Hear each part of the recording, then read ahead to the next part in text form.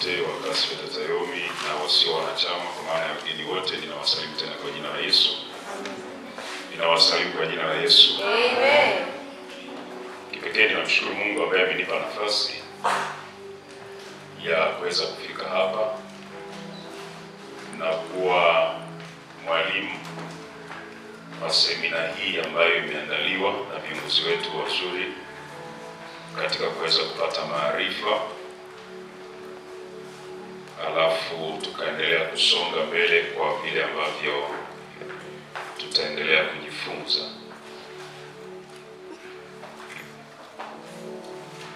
Ni protocol and etiquette, itifaki na nidhamu. Itifaki na nidhamu. Sasa ikiwa ni sehemu ya shauku ya wote kujifunza, maana yake nianze na kufungua kitabu cha Ufunuo Yohana sura ya kwanza. Ufunuo Yohana sura ya kwanza, kwa sababu kuna watu wanaweza wakaamini kwamba pengine tusipofungua Biblia basi yatakuwa hayajatoka kwa Bwana. Ufunuo Yohana sura ya kwanza, Biblia inasema ufunuo wa Yesu Kristo aliopewa na Mungu awaonyeshe watumwa wake mambo ambayo kwamba hayana budi kwako upesi, naye akatuma kwa mkono wa malaika akamwonyesha mtumwa wake Yohana. Sasa tunapojifunza kuhusiana na itifaki, moja ujue mwanzilishi wa kwanza wa utaratibu na itifaki ni Mungu. Kwa hiyo hiki hakijatoka kwenye maarifa tu ya wanadamu, ila utaratibu na itifaki kwa ujumla, mwanzilishi wa kwanza ni Mungu. Unaposoma kitabu hiki cha Ufunuo Yohana sura ya kwanza mstari wa kwanza, utagundua jina Ufunuo Yohana ni just a title ambayo inatambulisha kitabu, lakini haya yote yaliyo mafunuo hayakuwa ya Yohana, ila ulikuwa ni ufunuo wa nani? Ulikuwa ni ufunuo wa nani? Ufunuo wa Yesu. Rudia tena kusoma hicho kitabu, alafu ugundue hapo ni ufunuo wa nani? Ufunuo wa Yesu Kristo aliopewa na Mungu. Ufunuo ni wa nani? Ufunuo wa Yesu Kristo aliopewa na Mungu. Ufunuo ni wa nani? Ufunuo ni wa Mungu. Kwa hiyo mmiliki ni Mungu. Sawa? Kwa hiyo Yesu Kristo anakuja, anapewa, anakabidhiwa, kwa sababu yeye ni mtoto, anakabidhiwa. Yesu Kristo anasema hapana, siwezi nikamfikia moja kwa moja yule aliyekusudiwa ili aandike, ila ninamtuma nani? Ninamtuma nani anayefuata baada ya Yesu? Naye akatuma kwa mkono wa malaika akamwonyesha mtumwa wake Yohana. Nani anafuata hapo? Malaika. Baada ya malaika ndo anakuja nani? Yohana. Kwa hiyo ufunuo ni wa Mungu, lakini anampatia Yesu Kristo mtoto wake kwa ajili ya kwenda kuachilia mafunuo hayo kwa wanadamu. Lakini Yesu anasema kwa kujali utaratibu na itifaki, siendi mimi, malaika nenda. Malaika anachukua hayo mafunuo anampeleka nani? Yohana. Kwa hiyo Yohana anafunuliwa. Kwa hiyo ukisema ni ufunuo wa Yohana, hii ni just a title, ni kitabu ambacho sasa kinadhihirisha moja ya mafunuo, kwa maana ni vitu vilivyofunuliwa, lakini na mwandishi ambaye ni nani? Yohana. Lakini kimsingi ufunuo ni wa Mungu, akampa Yesu Kristo mwanae. Baada ya hapo Yesu akampa malaika, malaika akampatia nani? Yohana. Ni protocol, itifaki. Hosea 4:6 inasemaje? Hosea sura ya 4 mstari wa 6 inasemaje? Tunasomaga, hebu kitaje. Tunasema watu wangu wanaangamizwa kwa kukosa, wanaangamizwa kwa kukosa maarifa. Kwa hiyo sasa hiki kimekuja kama package ya knowledge. Kwa sababu gani? Huwa nasema hivi, dunia ya sasa haiwahitaji watu walio na vyeti vya bachelor degree. Dunia ya sasa inawahitaji watu walio na knowledge. Dunia ya sasa haiwahitaji watu waliosoma UDOM na wakawa na cheti wameviweka ndani, ila inawahitaji watu walio na maarifa. Ndio maana kimsingi utagundua wengine tunasimama kutoa maarifa haya sio kwa sababu tumekaa darasani kusoma, kwa sababu nilichosoma na ninachokifanya sasa hivi ni vitu viwili tofauti. Ila katika namna ya uwasilishaji ndio kile nilichokisoma, ualimu, lakini ninachokifanya ni tofauti, sio kile nilichosoma. Kwa nini? Kwa sababu dunia inahitaji watu wenye maarifa, watu ambao wana uelewa mkubwa kwenye maisha yao. Sasa nitafundisha itifaki kwa hizi siku 3 na nitaenda kwa kadri ya vile ambavyo sasa nitakuwa ninafanya ili uweze kuelewa kwa uzuri kabisa, alafu kaelewa itifaki nini. Usije kafikiri ni maswala tu ya huko viongozi wa serikali, mtu akiwaza itifaki wanasema hivyo, anawaza serikali. No, itifaki nitakueleza maana yake hapa, alafu utajua unavyoishi, unavyofanya, unavyovaa, unavyotembea, unavyoongea, unavyokula. Je, ni itifaki? Je, ni utaratibu? Kutokea hapo utagundua kwamba kumbe unatakiwa kuongeza haya maarifa ya kusaidia siku unapotoka hapa. Hautakuwa tena mwanafunzi wa saifu. Baada ya miaka 3, baada ya miaka 4 hautakuwa hapa. Sasa nalenga kufundisha hivi kwa maana ya kesho yako, sio leo yako. Kesho ya unaiandaa kesho kwa namna gani? Moja, kupata maarifa. Maarifa haya ndio sasa yanaleta kwako ambayo ni ya kiitifaki. Naitwa Elifazi Hamisi Mengo, wale ambao wanifahamu, ni mratibu wa TAYOMI katika uenezi wa huduma kwa maana ya DPS, District Publicity Secretary. Lakini katika uzoefu wa kutenda na kufanya ni afisa itifaki. Ni afisa itifaki. Kwa maana niko hapa kwa ajili ya kukueleza. Sasa protocol katika ile origin protocol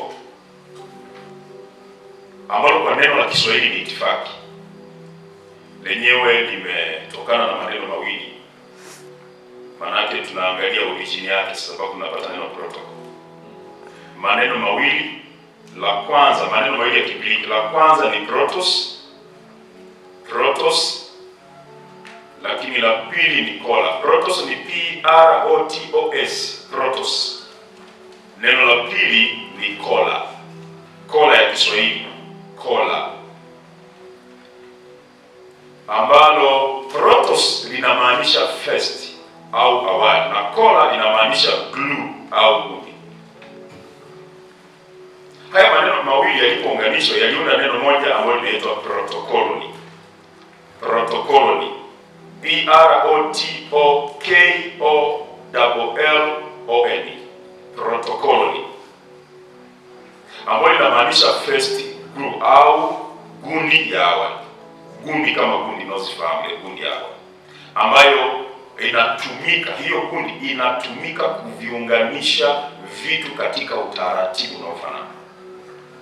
Inatumika kuviunganisha vitu katika utaratibu unaofanana. Baadaye utaratibu huo ulikuwa ni wa kudumu na uliongoza utekelezaji wa shughuli mbalimbali, hasa shughuli za serikali. Sasa sitaki niseme mikutano iliyokaliwa mpaka tunapata ilipowekwa hiyo ndio utaratibu kaanzia hapo. Sitaki niseme sana hapo, lakini nataka unielewe kwa jumla ili nifike kwenye lengo la kile ambacho natamani leo uweze kukipata.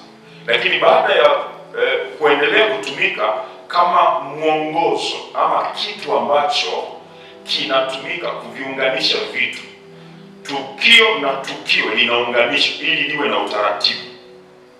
Kitu hiki na kitu hiki kinaunganishwa ili vyote vinapofanyika viwe katika sehemu ya utaratibu, visikinzane ama visilete collision, visigongane, kila kitu kiende katika usawa.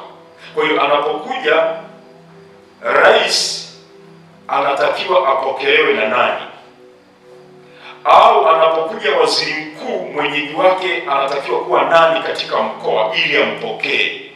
Je, katika kupokea atashuka tu na kwenda sehemu ya kupumzika au ataenda Ikulu? Kumbe akishuka tutakuwa na receiving line, ni utaratibu. Kwa hiyo tunaunganisha doti ya anaposhuka kiongozi, alafu tunapata wapo watu au viongozi ambao ni wenyeji wakiongozwa na mwenyeji mkubwa ambaye yupo kwenye receiving line kwa ajili ya kumpokea kiongozi wake wa juu. Nini utaratibu? Sasa zilipokuwa zinaendelea hizo shughuli hasa za kiserikali, baadaye Wafaransa walitohoa hilo neno protocol na kuita protocol. Protocol. Protocole.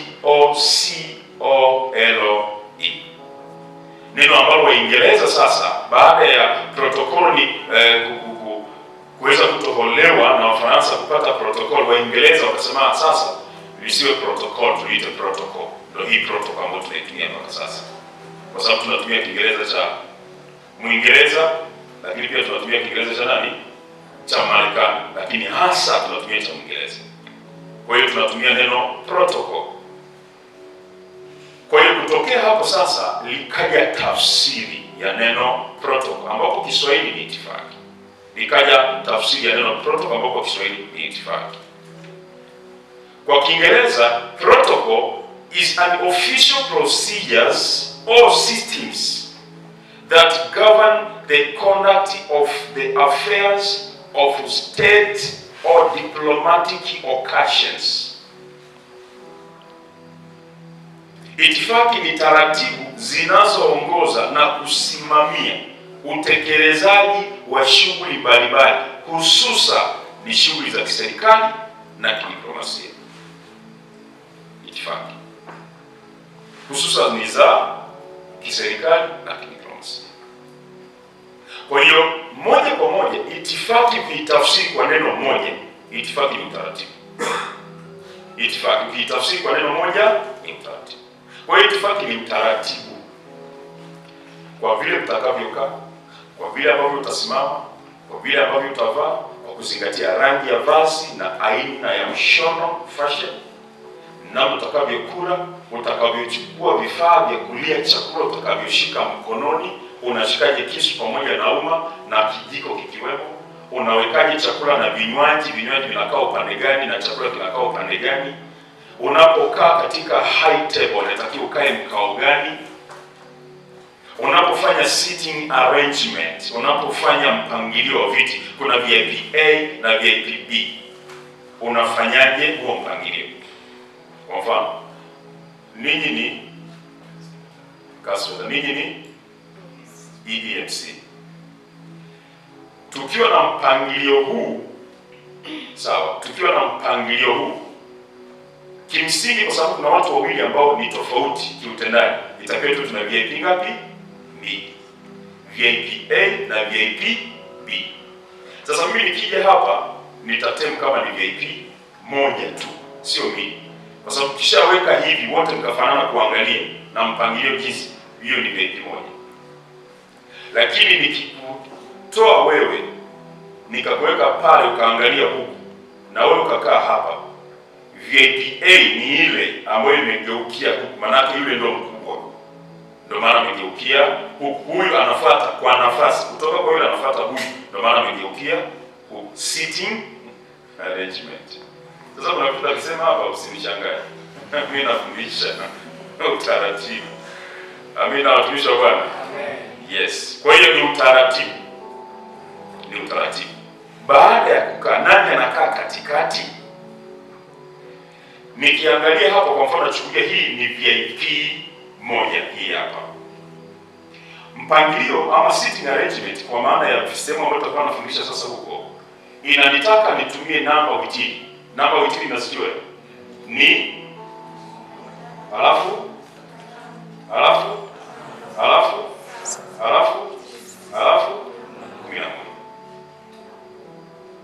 kwa hiyo mpangilio wa viti kwenye high table tunatumia namba witili. Kwa hiyo kutakuwa na kiti kimoja. Baada ya kuwa na kiti kimoja, maana yake sehemu za pembeni hakutakuwa na viti. Hiyo ni itifaki. Kwa hiyo tukimtaka mwenyekiti akae hapa peke yake na sisi wengine tukafuata nyuma, hiyo ni itifaki. Tukiwa na viti vitatu, maana yake tunatarajia katikati ya viti vitatu. Kwa nini namba witili? Namba ya katikati inamsoma ni mkubwa, senior. Namba witili hizi tatu. Kwa hiyo unapohesabu kutoka huku kuja huku na huku kuja huku, lazima tupate namba ya katikati ambayo ni senior. Kwa hiyo tukihesabu, tukiangalia hapa katikati, maana yake atakiwa kae mkubwa. Sawa? Haya, mimi na mwenyekiti nani mkubwa?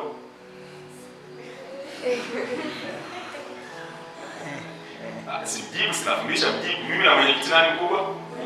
Kwa nani atakiwa kae katikati? Haya. Najua mnaelewa sasa. Asanteni sana. Sasa itifaki ni jumla ya sheria, ni jumla ya sheria zilizoundwa, ni jumla ya sheria zilizoundwa zinazotumika kusimamia masuala mbalimbali ya sherehe au matukio rasmi. Kwa hiyo itifaki tunazingatia kwenye official events, sio mahala popote tu, lakini msingi wa itifaki, nikianza na ngazi binafsi ambayo nitahitaja, inamfundisha mtu kuzingatia itifaki binafsi katika namna atakavyoonekana, atakavyotembea akiwa mwenyewe na atakavyohusiana na watu, ili kuzalisha ubora atakavyokuwa anaingia kwenye official events, kwa maana sasa yale matukio yanayotukusanya pamoja. Mtu mwenye itifaki tunatarajia, moja, awe na tabia njema. Itifaki inamfanya mtu awe na tabia njema. Mbili, busara. Tatu, heshima.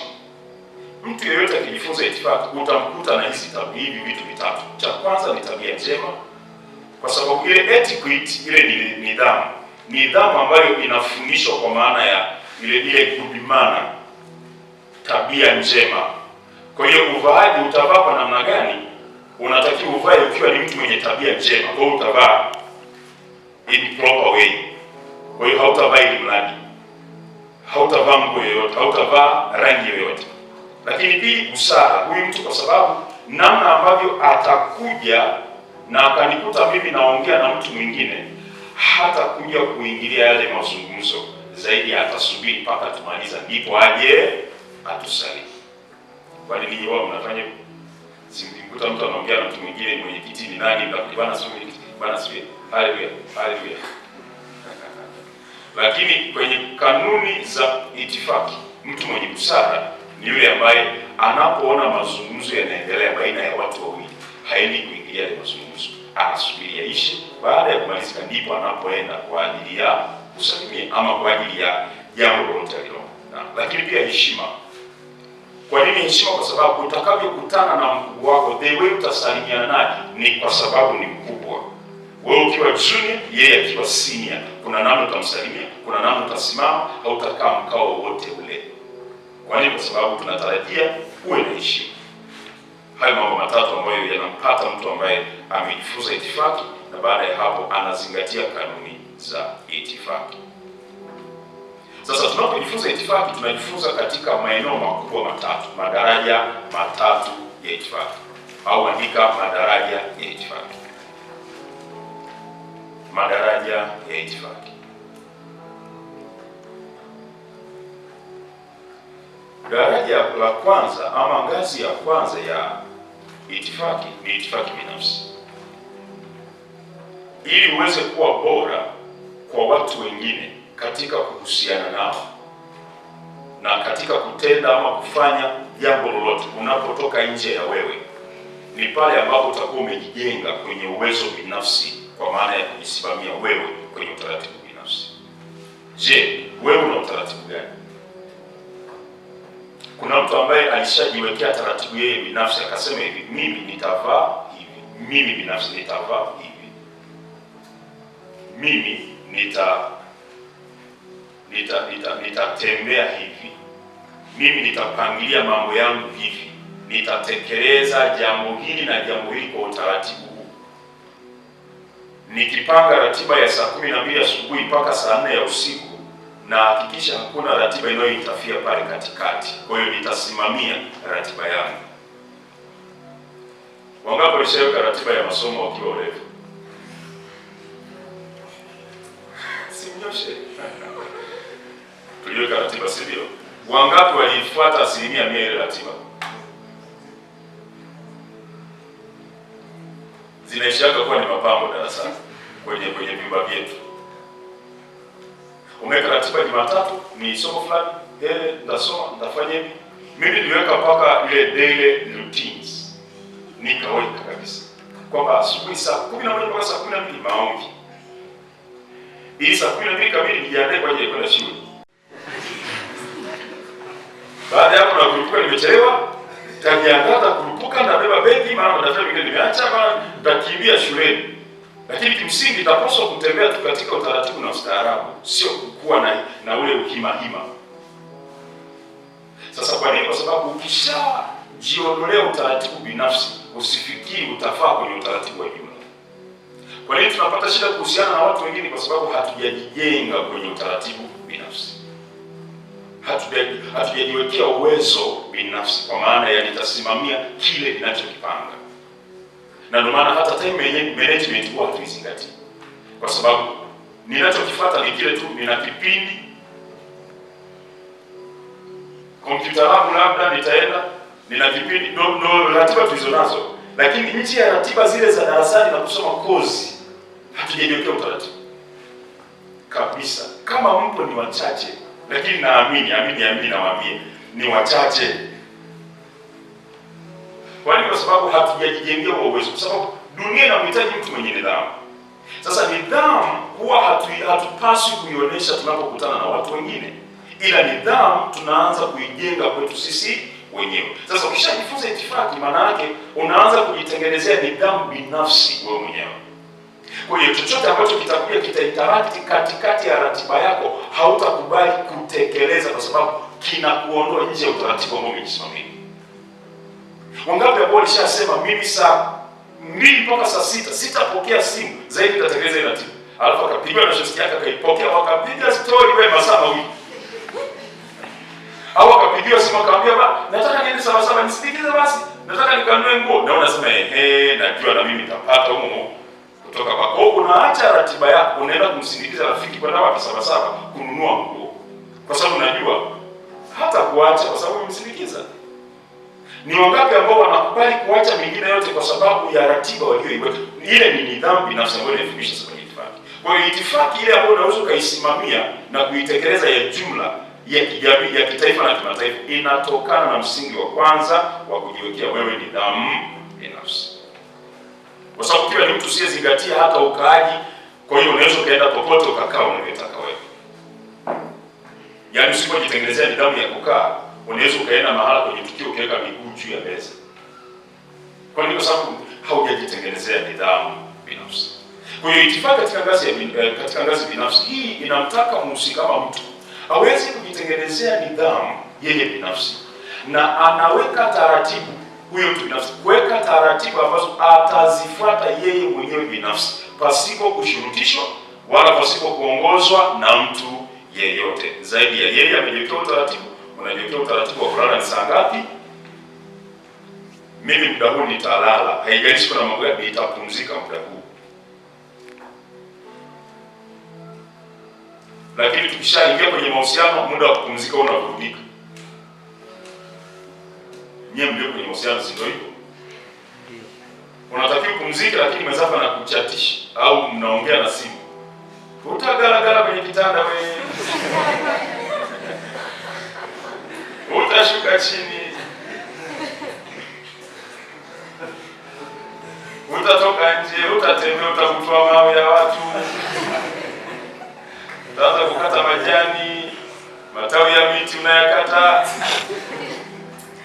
Kwa sababu kuna mtu naongea. Lakini nidhamu binafsi haijalishi nani ni nani. Unapofika muda ambao unatakiwa uwe kwenye utaratibu fulani, unafuata pasipo kuvunja. Ukifanya hivi na kuhakikisha utakuwa ni mtu bora sana utakapokuwa unahusiana na watu wengine wengi. Utakuwa ni mtu bora sana. Ngazi ya pili ni itifaki katika ngazi ya familia au jamii. Itifaki katika ngazi ya familia au jamii. Huu ni utaratibu wa kifamilia ama ni utaratibu wa kijamii ambao umewekwa na umekuwa ukifuata tangu enzi na enzi, na nitakupa mifano ya jamii baadhi.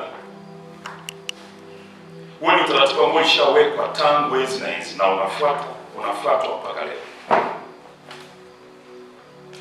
Na hapa inahusisha utekelezaji ama ufanyaji wa masuala mbalimbali kwenye hiyo jamii, kama vile harusi, misiba inapotokea, au mtoto anapozaliwa, au familia inapopata majanga au mikosi. Kuna taratibu ambazo zinafanyika. harusi ambazo zinafanyika na jamii ya Kinyakyusa ni tofauti na jamii ya Kimasai. Wasukuma wanapofanya taratibu zao ni tofauti na Wachaga. Nilikutana na jamii ya Kichaga ambayo mke amefiwa na mume. Mke anatoka kama ilikuwa Dar es Salaam, anaenda kwa ajili ya kwenda kwenye mazishi msibani. Anafikia hotelini. Ukifika muda wa asubuhi, anaoga vizuri, anajipulizia marashi, anaenda msibani. Wanazika, anarudi, anajiandaa, anaondoka, anaenda kutafuta hela. Nilikutana na huo utaratibu. Nilikutana na taratibu za Kisukuma. Kama kuna mabinti watatu, huyu amepata mchumba kwa ajili ya kuolewa, haolewi mpaka wa kwanza olewe. Mbona mnabisha?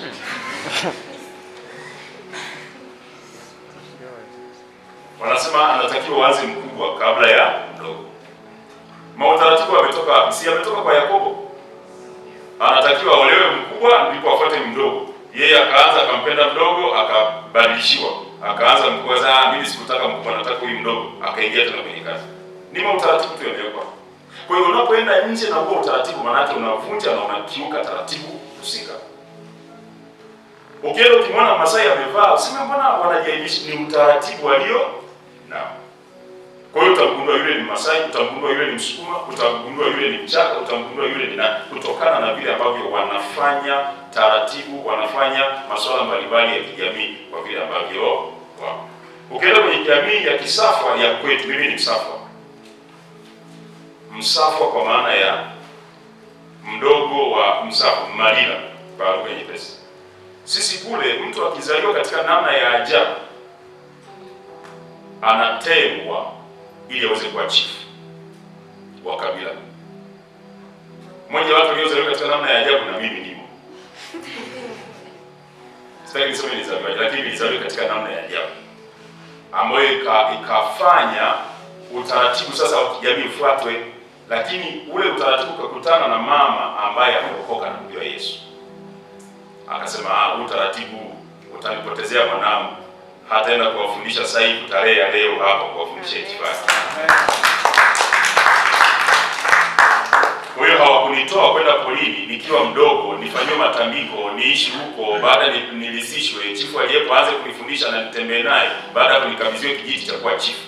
Nimekuja kuwa chief protocol. Sema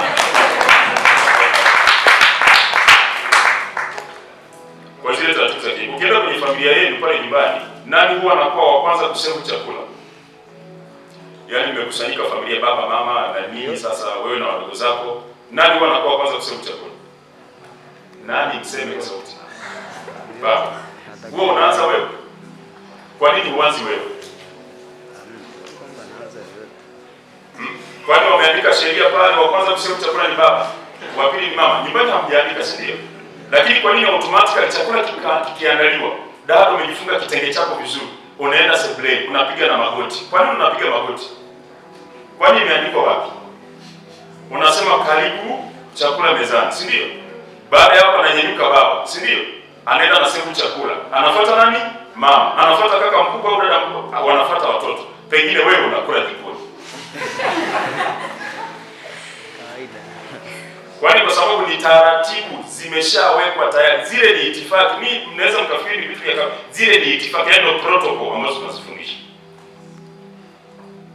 Ukienda ikiwa baba anaingia, ametoka kazini, baba mama na ninyi, mama pamoja na ninyi mmekaa mnapiga separate. Baba akiingia kutoka kazini, huwa mnakaa kwenye viti. Labda sio jamii ambayo nyie pengine ni wakishua, ni wa kisasa nyinyi. Lakini kwa sisi tuliokuwa, baba anapoingia ndani wote tunanyenyuka. Na kama kiti kimbaki kimoja tunaachiana viti. Mama alikaa kwenye kile kiti, atamwachia baba. Mama anaenda kukaa kwenye kiti cha anayefuata, hivyo wewe unakaa chini. Kwa nini sisi na mimi nataka nikae leo kwenye kiti, baba akae chini? Kwa nini? Kwa sababu ni utaratibu, ndio itifaki. Kwa hiyo unapotafsiri itifaki, usitafsiri katika namna ambayo mlikuwa mnawaza. Jua ni utaratibu. Amina, tumisha Bwana. Yes. Kwa hiyo katika utekelezaji wa masuala mbalimbali, ngazi ya tatu sasa, ambapo sasa litabezi sana katika mambo yote nitakayoongea kuanzia hapo, yatabezi kwenye ngazi ya tatu, ambapo sasa yameshapata msingi wa ngazi binafsi, yameshapata msingi wa ngazi ya kifamilia. Kwa sababu leo ukimheshimu wewe baba, uwe na uhakika utaenda kumheshimu waziri mkuu, ikiwa wewe ni naibu waziri, ikiwa wewe ni waziri katika wizara yoyote. Kwa hiyo utakuwa na uwezo wa kumheshimu. Kwa nini? Kwa sababu kwenye familia ulishafundishwa kumheshimu aliye mkubwa, si ndio? Yes. Itifaki katika ngazi ya kitaifa na kimataifa. Huu ni utaratibu ambao unaongoza shughuli mbalimbali za kiserikali za kitaifa na kimataifa. Ni utaratibu ambao unaongoza shughuli mbalimbali za kiserikali ambazo ni za kitaifa na za kimataifa, ambao utaratibu huu unafuatwa kwa heshima kubwa pasipo kuvunjwa.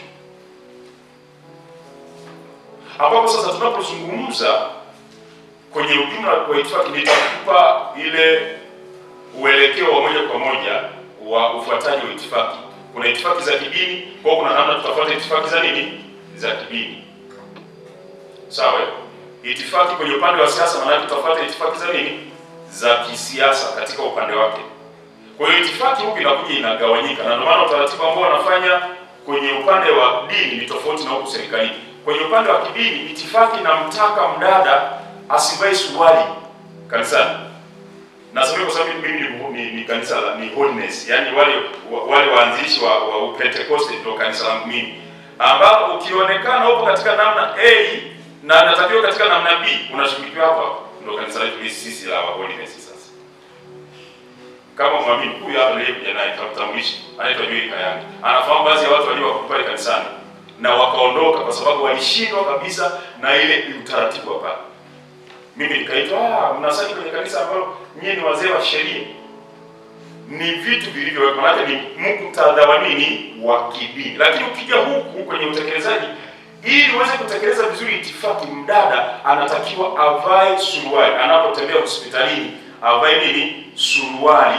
Lakini kama ni gauni lisiwe limeminya au limeshuka mpaka chini, kwa sababu ya ile movement na flexibility. Si ndio?